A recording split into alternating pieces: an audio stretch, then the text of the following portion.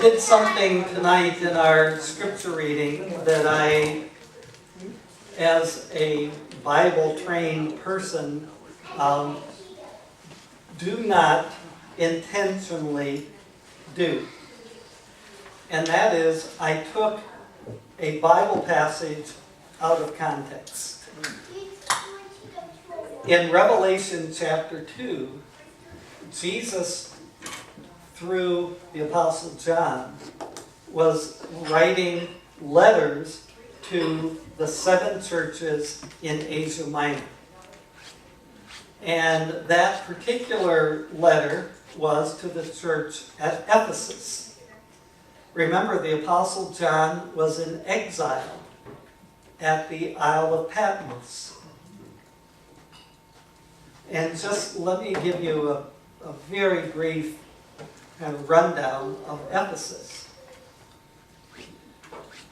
Ephesus was a city in Greece that had been very, very active in the early days of the church as the Apostle Paul established an evangelistic beachhead and planted churches in Ephesus. Sometimes when we refer to the early churches like Corinth or Thessalonica or Ephesus, when even in Paul's letter he'll say to the church at. But there was more than one gathering of believers. So he was writing to the churches at Ephesus, writing to the church at large at Ephesus. And here Jesus, some 50 years or so later, was writing a letter to the church at Ephesus. And you notice what he said. He said, I'm really proud of you for this. You hate wickedness. You hate the Nicolaitans, and that was a heretical cult. And he affirmed them. But he also said, I've got something against you. And depending upon the translation you read, it's either you lost your first love or you lost the love you had at first.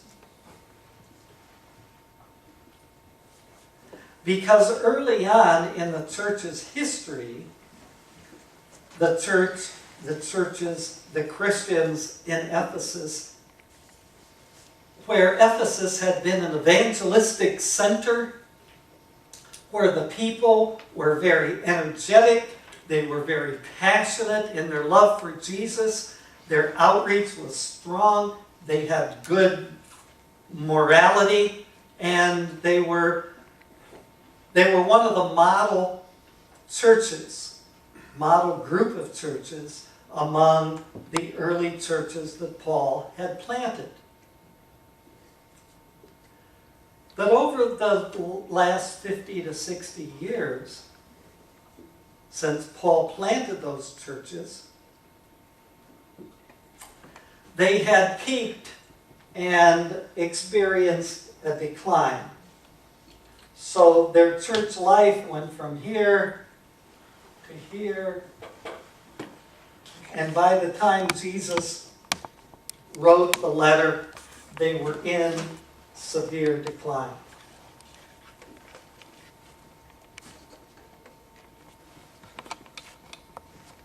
So their evangelism, their energy, their passion had gradually declined from their initial high level into a more mundane, routine, kind of one step above boring level.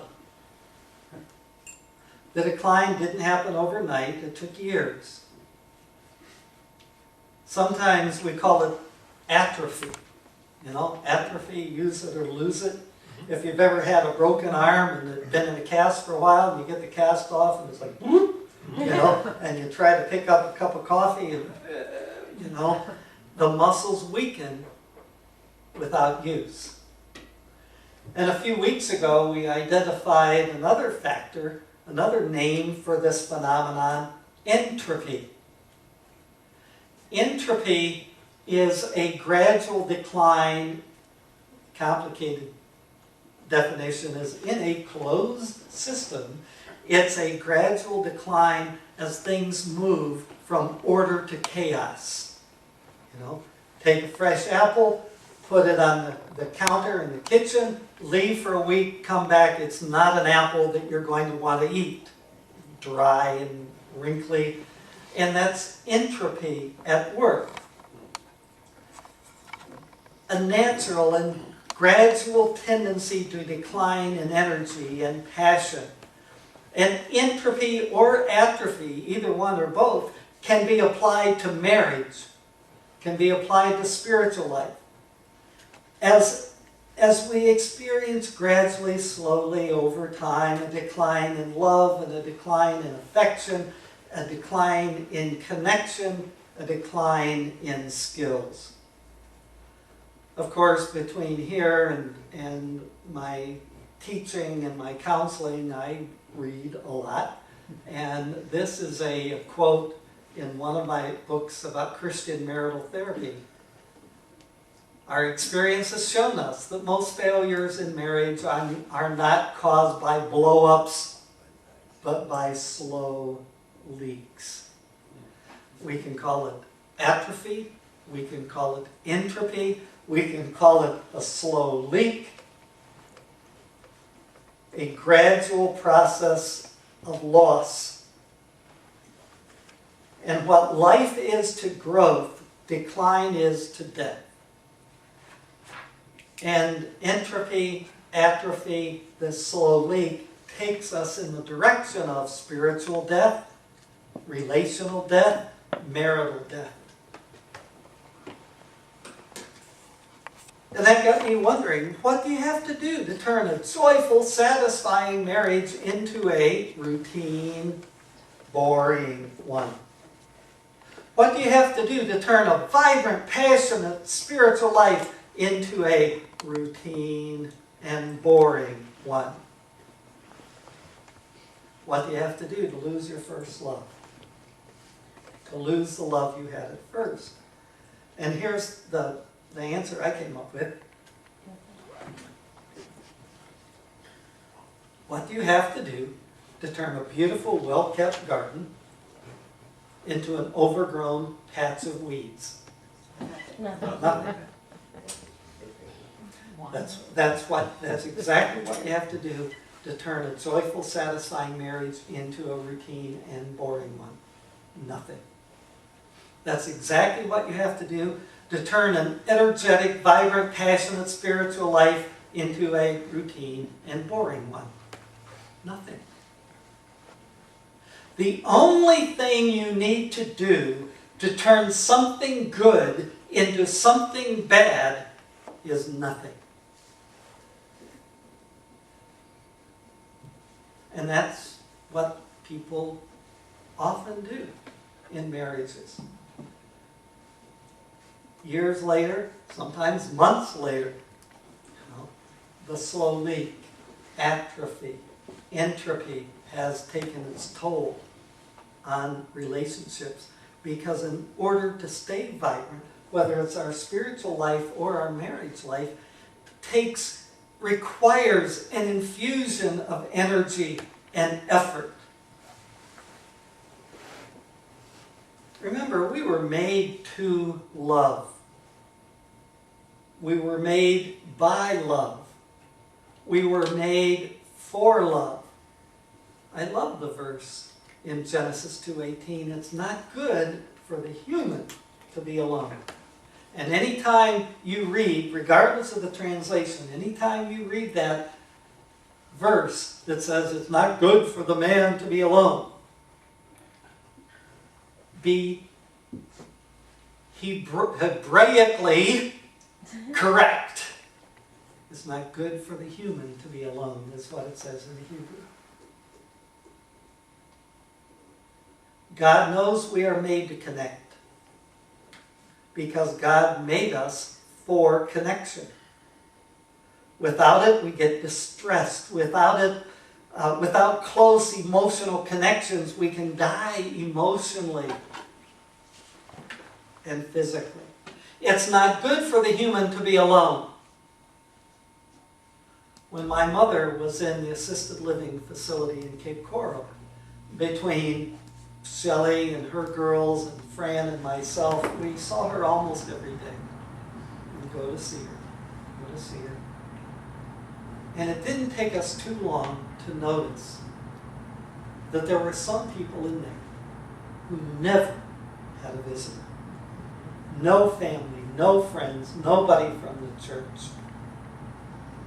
Sometimes dogs would come in for a visit because there were some canine therapy folks who took their, but they had no visit. It's not good for the human to be alone in a nursing home, in assisted living. It's not good for the human to be alone when you receive devastating news from your oncologist. It's not good for a human to be alone. It's not good for a human to be alone at the moment of your last heartbeat on earth.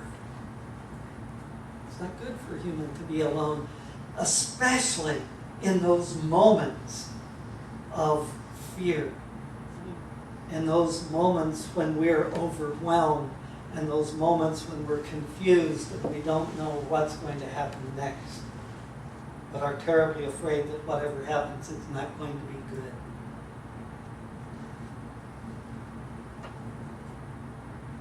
As a pastor, I've been with people in a courtroom, whether it's been for bankruptcy or it's been for a criminal case, just because two things. Number one, I knew I didn't want them to be alone.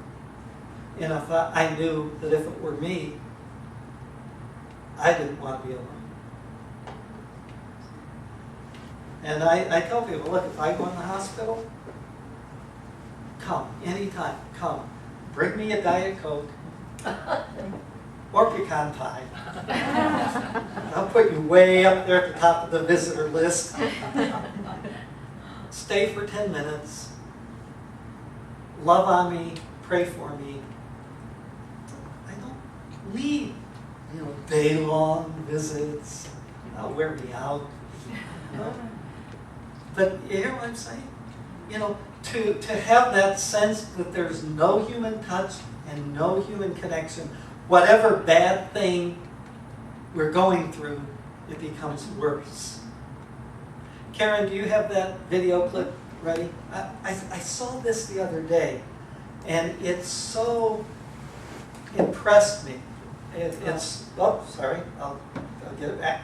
It so touched me. It's less than 3 minutes long. But I think what you'll see here is how this is built into us, this need for connection, even as infants.